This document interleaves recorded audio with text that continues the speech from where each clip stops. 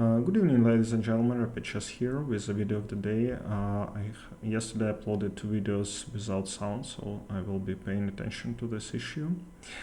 Today we will look the game between Anish and Maxima Shelegraf. So this position comes from Reti opening and white. So both players lost castling option. Black has weakness on c6 and these pawns don't look too strong for me because white will capture on f6 and these 2 pawns will be like hanging. So white has some initiative here. Bishop to c4, attacking the e6, and MVL decides to exchange this bishop, very logical, because white already made a couple of moves with the dark square bishop and black hasn't. King c2 leaves black player option to take, so then white will win a couple of tempi and bring king up. Rook d8, exchange the rooks, exchange the bishops. So what happened? White moved the king from d1 to c3. They exchanged the dark square bishop, and white now controls the d file. So I don't know. According to ancient, MVL was playing pretty good, but I think this position is a little bit better for white. So let's check this capture, and if to take here, then very unpleasant rook to d8. So now this bishop is pinned, and I think white is winning very easily. So you cannot capture the pawn, that's why MVL played king e8 and rook d3. Now this maneuver called rover, so you put your rook to open file and then move it to the side, attacking the pawns. I would consider something like b4 to let's say have this idea to get to c5, and you just want to move your pawns in the endgame up. So, but Giri's move is much better. He prepares to attack this weakness. So when this king moved to e7, protecting d8, now this pawn is weakness. Rook h8, the only move to save the pawn, and the rook h6. Again, nice move. He doesn't allow black to play h6, for instance. If we just make a random move, which is not bad, but engine suggests like h5, and not that it's much better for white, but pawn will move to h4, and there will be some exchanges probably. But when you can just make your opponent suffer, very nice idea, not to let it move.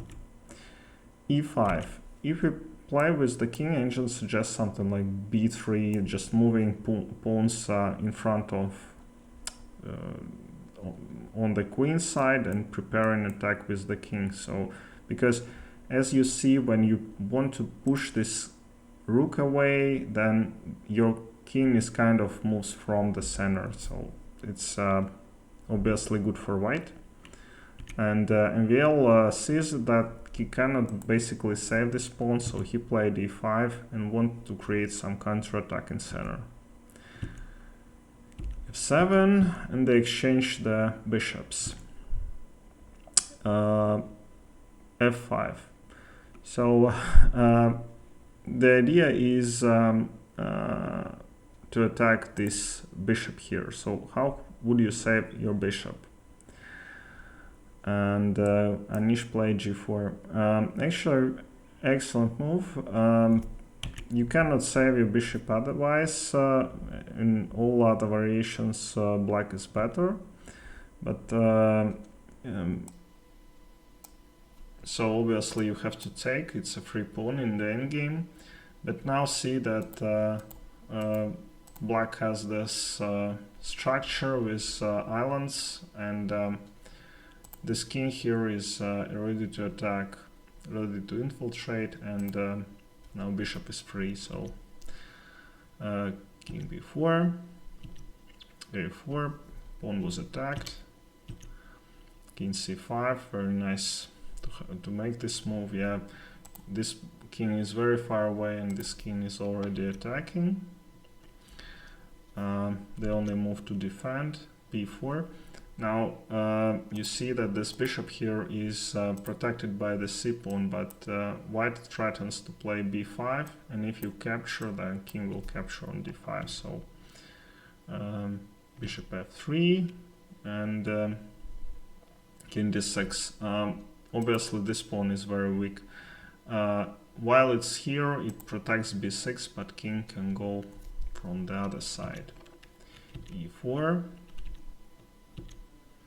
a6. I'm not sure about this move because normally you don't want to put your pawns in color of the bishop, but all these pawns are very weak. So obviously if black plays bishop f1, then white just starts taking things, yeah, and he's down 2 pawns, I'm sorry, 1 pawn, but should be enough to win.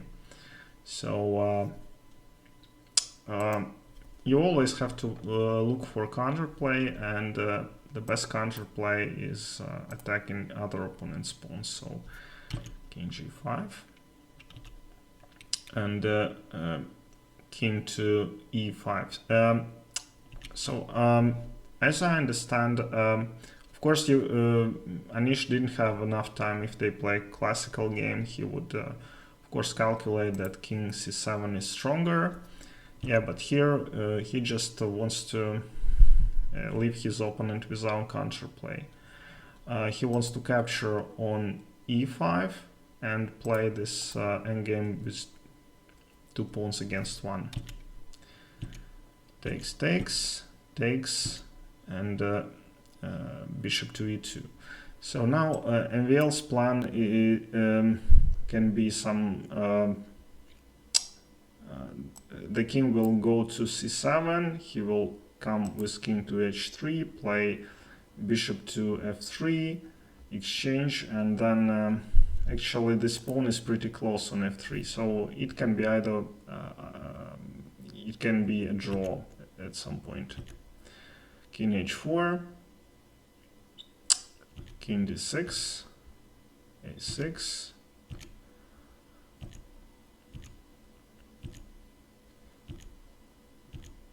and bishop to b7. So at this point Anish wants some time calculating.